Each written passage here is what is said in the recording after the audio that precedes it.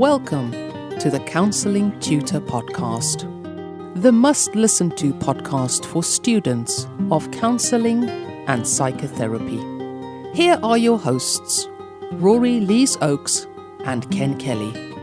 Hello, I'm Rory, and with me, as always, is Ken. How you doing, Ken? Exceptionally grateful to be here. This is the Counselling Tutor Podcast. Thank you for lending your ears to us for the next half an hour to 40 minutes. We're going to reward you with a really great packed episode. 3 topics we're going to be covering today in episode 128. We're starting off speaking about applying for placements. This is again another topic that comes up again and again. If you are qualified, some of the advice that we will be sharing applies to applying for a job as well. So there might be something there for you. And then we're going to check in with our good friends at CPCAB, the UK awarding body, and we're speaking about logging client hours. And here again, if you're on a placement as a student, you need to be logging those hours. But if you're qualified, you need to be logging your hours as well. If you're working towards accreditation and even past accreditation, you want to be logging those hours. Can you kind of give us a bit of a taster for what we can expect with the check-in, Rory?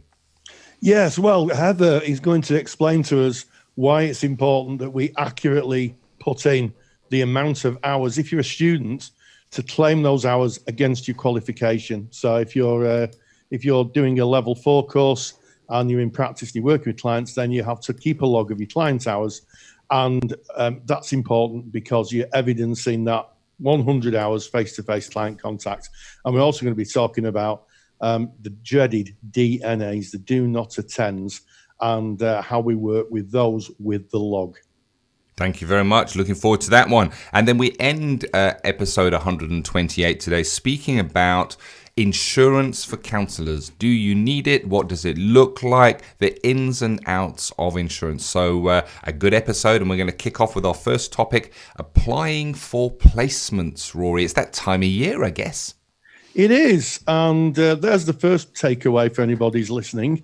The golden spot for applying for a placement is usually between November and, certainly between November and December. And the reason for that is because there's so many elements to applying for a placement. So there's finding a placement to start off with, finding a placement that's suitable for you to be able to practice in. Then getting an interview. So the interview dates have to be set. So we're already seeing there's steps in this process. Then you have to have, certainly in the UK, a disclosing and barring statement. I think it's called a DBS. And that basically is where your details are sent off to a government department to check that you've not got any very serious criminal convictions. And I'm going to make a point here because I think it's only reasonable to do so. Is anybody listening who's had criminal convictions in the past? It doesn't automatically debar you from being a counsellor. There are some convictions, sexual offences, extreme violence that would debar you, but it doesn't debar you, but it will come up on a DBS check. So if you have had shall we say, an interesting past, it might be useful to disclose that at the interview so that if a DBS comes back and there's something shown that, there's no surprises for the person who's kind of interviewed you. And then finally, you've got to be allocated maybe a small training course so that you know about the policies and procedures of the organisation. All these things take time. And then usually what happens when all that's in position, all the paperwork's there, you usually start in practice as a student counsellor in the January. And of course, there's 2 weeks for Christmas. So, now November is the time November will be the time to start looking. And that is the golden sweet spot. So that's really a top tip, isn't it, Ken? It is. And if you like top tips on getting a placement, Rory's created a super duper handout. Rory's famous for his super duper handouts, taking the real good information, condensing it down to just stuff you need. And he's created a top 10 tips on looking for and finding the right placement for you. And you can get that free of charge just by going to our website. That's counsellingtutor.com. You're going to need to find your way to today's episode, which is 128. And the way you do that is just click on our podcasts tab in the menu and scroll to episode 128. All our show notes are there, and you can Rory's super duper handout, top 10 tips when applying for a placement, and you can download that and have a look through it. If you're a member of our paid for resource, which is called Counselling Study Resources, well, those top tips, it's difficult to say top tips quickly, Rory, have been added to your Counselling Study Resource, so you can just kind of log in and grab that. And I guess a placement is important. This we know. We have to have it because we have to evidence our hours to our rewarding body in order to qualify. Really, we have to demonstrate that we are able to actively use the skills and engage with clients while we're being kind of supervised and watched over by the practice. So yes, your placement is important. But what is more important is getting the right placement. It's not just about getting any old placement that may come your way. And it may feel like that, I've got to get a placement. You may see peers getting placements and you're not getting one. Well, be selective about your placement. Ask them questions. Find out what support they put in place to support you in your learning journey. Ask them about supervision. Do they have internal supervision? Do you have to have external supervision? And we could make a whole podcast episode just on that, couldn't we, Rory, about supervision during your placement and whether you should take the internal or external. But go and ask them some questions and make sure that the placement fits for you. Do you have a prospective journey post-study where you want to work with a certain client group? Well, maybe you can look around at agencies that specialize in that and work with that kind of client group. Explain your interest when you're looking for your placement. And the best placement advice I ever saw, it was from Rory when I was one of his students many years back, was write a letter to the placement agencies rather than just phoning and leaving a message on an answer phone, because a letter will be opened, it will be read, and it kind of makes an impression, whereas an answer phone message, when there's 15 of them that somebody has to go through and they're trying to jot the stuff down, can easily be overlooked, and you may find placements not getting back to you. Yes, and for members of the Counsellor Resources, that's our paid membership offer, I've actually done a complete lecture on how to get a placement with all the steps, all the details. And in fact, there are kind of letter templates that you can send, which can be really useful. And we know from the feedback that people have found them really, really useful. They can prepare themselves really well, including the kind of questions you're going to be asked at interview. You know, it could be a group interview, it could be a one-to-one interview. And I outline all those steps. And Ken will be explaining about the Counselor Resources later on. But yes, it's really important, as Ken said, to find a placement that really fits you, not just any old placement, but a placement that's meaningful for you, something where you feel you can give back and contribute and really work in the service of your clients. Placements are fantastic in that you get to do your learning there, you get to be supported by your placement. Often students will go into placement and end up in some kind of a paid capacity with the same organization post-placement. So it's worth asking those questions again. What's the progression possibilities within your placement? But it is a topic that comes up again and again and again. And it's about standing out when you go for your placement interview. So as Rory said, it'll either be a group interview or a one-to-one interview, but there will be an interview and you need to be prepared for that. Have a look at the website of the placement you're going to, understand who they are, what they do, who their client group is, and do a little bit of CPD, do a little bit of looking around and learning about what the needs and requirements of that specific client group are. If you can go in and evidence that you've done some learning on the placement themselves, maybe speak a little bit about their history and then speak about your interest in their client group, it may just put a little tick next to your name, because getting a placement can be competitive. You can have other people also vying for the same placement position. It's, I guess, reflects applying for a job post study. It's the same kind of process. It's a really good discipline to get into, I think, because if you start with that mindset right at the beginning of your practice life, you know, having a professional mindset, thinking of applying for a placement like applying for a job, becomes second nature. So when you do qualify, you have that skill set already built in, and you can draw on that when you move into qualified life. And in fact, what's sometimes referred to in the counselling world as paid work. Like it. Really interesting topic. Just to direct you to where you're going to get that free handout, 10 top tips on getting a placement, counsellingtutor.com, click on the podcast tab, find your way to episode 128 and you can download that. Rory mentioned the placement workshop that was done.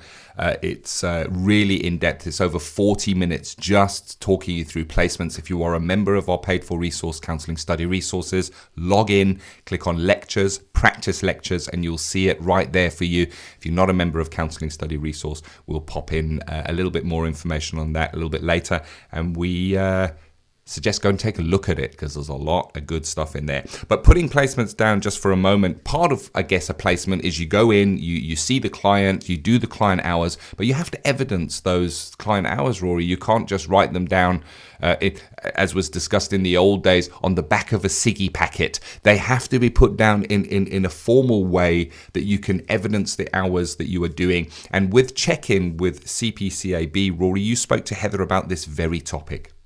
Yes, and yes, I spoke with Heather, and Heather explains what constitutes an acceptable claim in terms of client hours. So for those people who are not sure what this is, when you start a practice-based course, that's here in England, that's level 4 and above, and in Scotland, that's diploma and above. For our friends in Scotland who may be doing COSCA courses, what happens is that you have to log your client's hours. So every hour you sit in front of a client and counsel, you have to make a note of that. And usually it's very straightforward: the date, how long the session lasted, the basic themes, and then it's signed off by the practice manager. And the idea is it's a check and a balance. It makes sure that someone who may be not scrupulous doesn't just make them up to not do any client work at all, because it's a practice-based course. Practice means having supervision. Practice means seeing clients. So you keep a log of your clients' hours. And in fact, that's good practice for those people who wish to become accredited, because you can continue that log long after you have finished your studies, and you can use that as evidence of accreditation. But here are the things. In my experience, people have put in things like DNAs when clients haven't turned up. They claim them as hours, and Heather will explain what can be claimed and what can't be claimed, and crucially, how many minutes are in the therapeutic hour. That's not to be missed. Check in with CPCAB. Check in with CPCAB. And we're with Heather from CPCAB. How are you, Heather? I'm very well today, thank you, Rory. Yes, and we're going to talk about the rather sometimes difficult issue of clients that do not attend and how that impacts on students. Yep, that's right. So, shall I kick off? Yes, please. Well, I think it can be at least a frustrating thing for students, for trainees, if their clients do not turn up for their sessions. And one-offs now and again, I guess, are okay. But students sometimes ask if they can include these DNAs, did not attends, in their hours, in their client hours towards their course.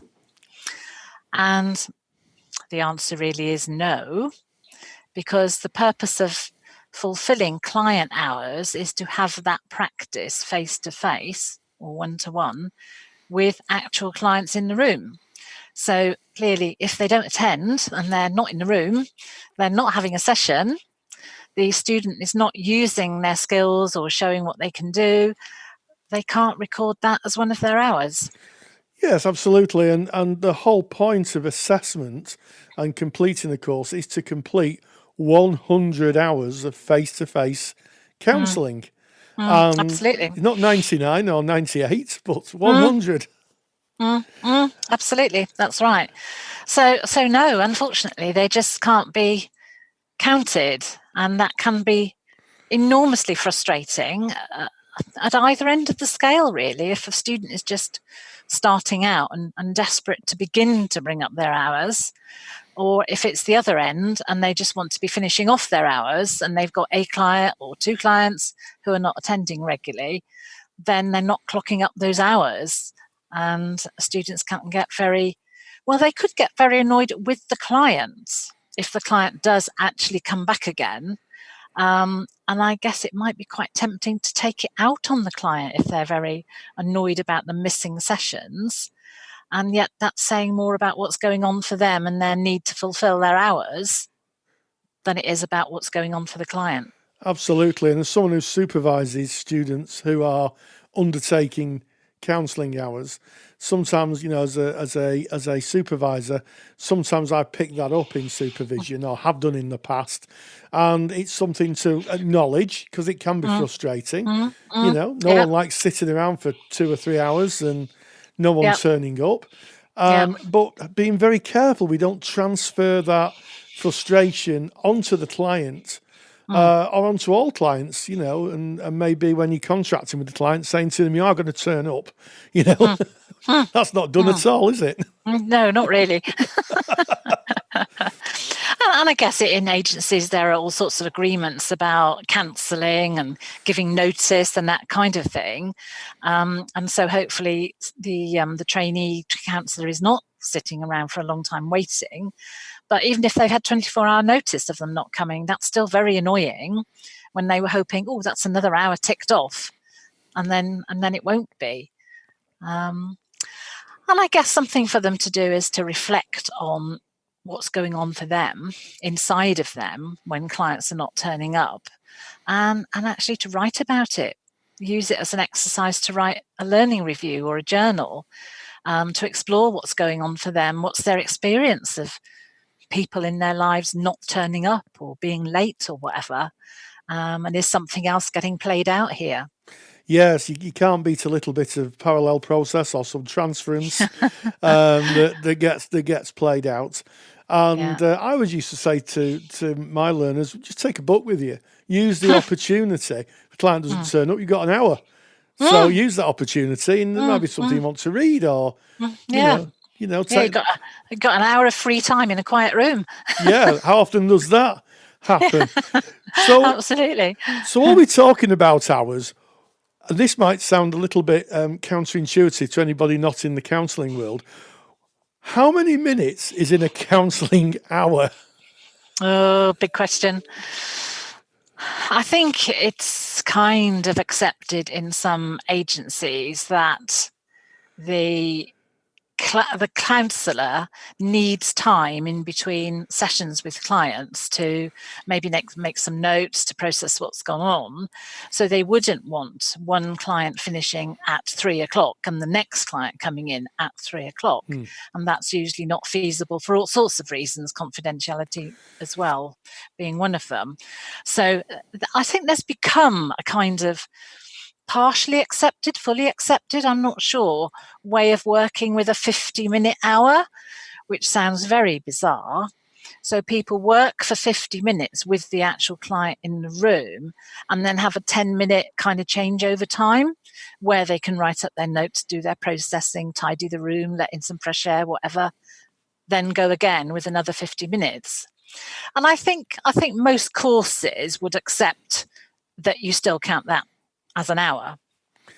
And that, the 50-minute hour is a bit of a joke, but that seems to be generally accepted in counselling circles. Yes, and it can, the 50-minute hour, it's interesting, your interpretation of it, because sometimes I used to say to my students, the 50-minute hour can be about meaningful contact. So you could start at the top of the hour, have 5 minutes where someone settles in, says things like, it's been a bit busy, the traffic's been difficult today, and would you like a drink or something like that? And then you move through the arc, that's taking up 5 minutes, then you move through the arc of that time, and then about 5 to the hour, you do the ending and prepare the client for coming into the world they've left, and there can be that kind of discussion about, I'm going to pick my children up from school, or I'm going back to work, or whatever. And so sometimes that's 50 minutes. Yeah. And I think that sounds fair enough. I think most people would say, well, yes, that is your hour. You're doing a little bit of almost like ice breaking at the beginning. You're doing some winding down and preparing them to leave at the end. And that is part of the hour.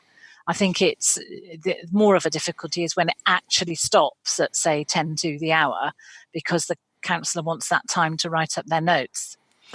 Yes, because I think if you're offering an hour, you should be offering an hour, really, shouldn't you? Ethically, not kind of 50 minutes. But I take your point. What about those tricky situations where therapy doesn't last for an hour? It lasts for 45 minutes or 40 minutes. Do we log those down, or do we not?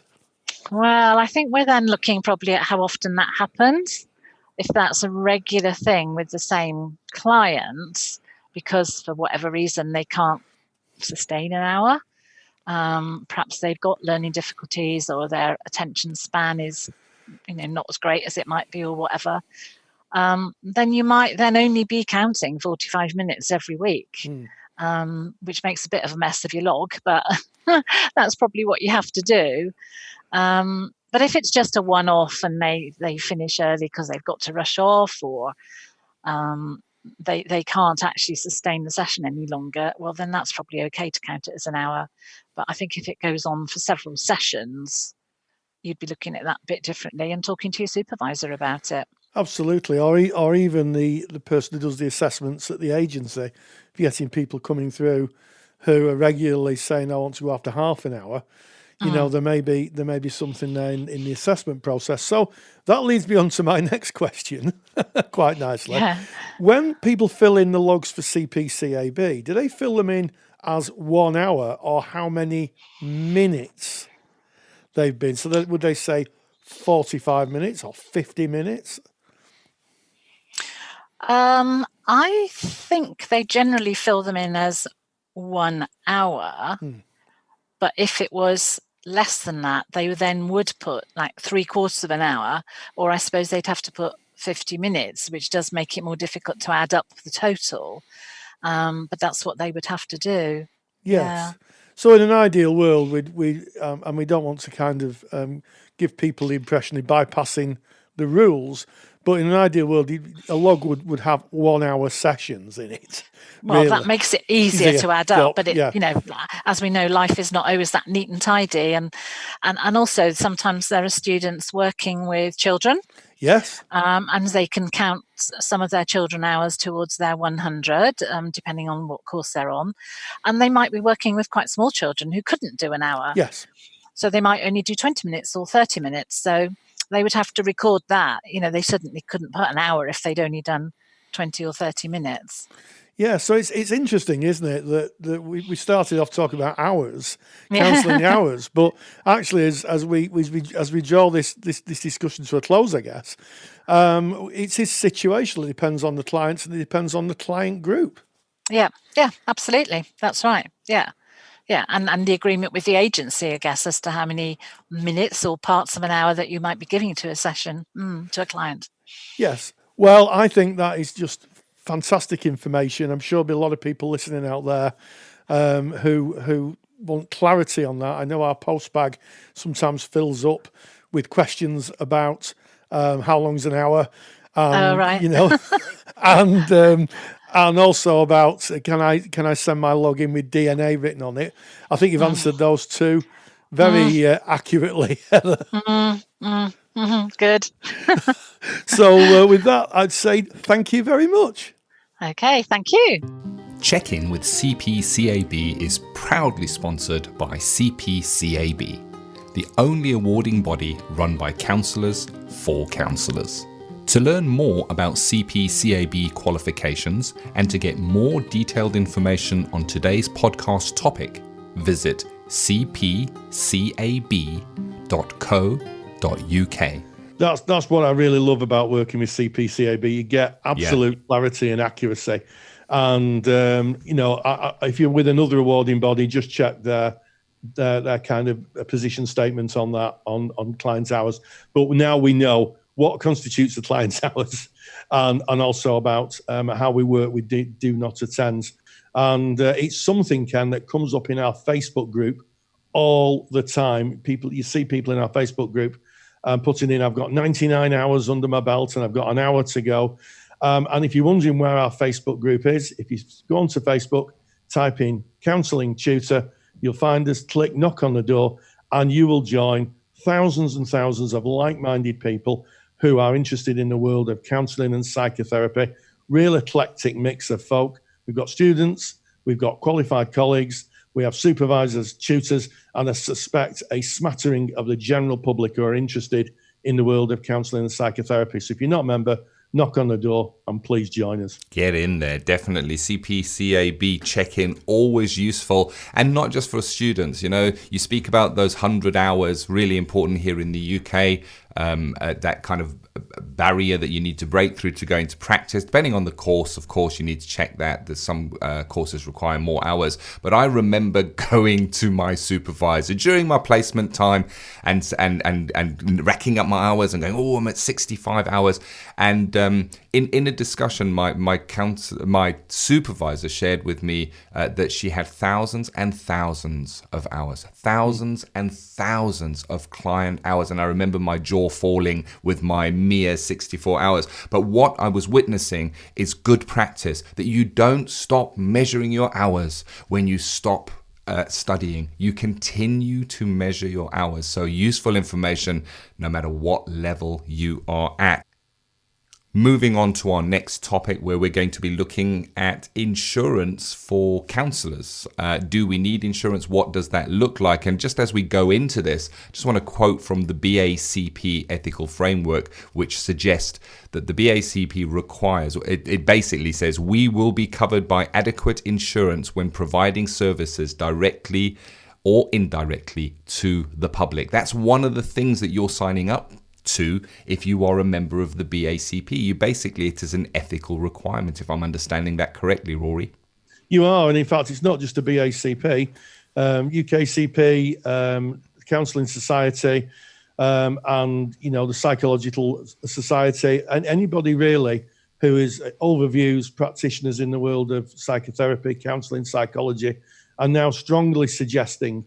And when we use the word strongly suggesting, it's really you must have. When people say, I strongly suggest you do that, it really is a polite way of saying you should be doing it. Indemnity insurance. And there's two forms of insurances that people can get confused with.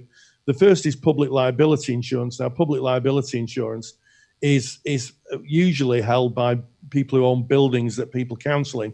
So if a slate falls off the roof or someone trips over something and they hurt themselves, a claim can be lodged against that insurance. But professional indemnity insurance is where you're insuring yourself as a practitioner against actions taken by clients or other agencies against you. And there's very good reason to have insurance, because if you need to form a defense against a complaint, you're going to have to get legal advice, and that isn't cheap. So I think, when you talk about having an insurance policy, that's exactly what it is. And the thing about insurers is they have other functions.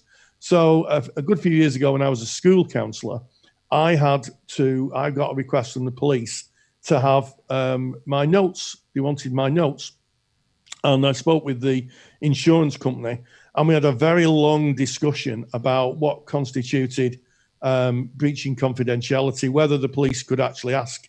The police can ask, but you can actually politely decline and ask for a court order, or you can ask the client if they want their records released.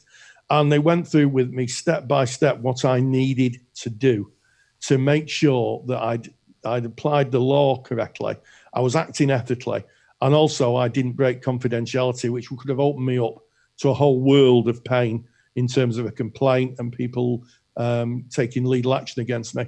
And good insurance companies have really good advice lines.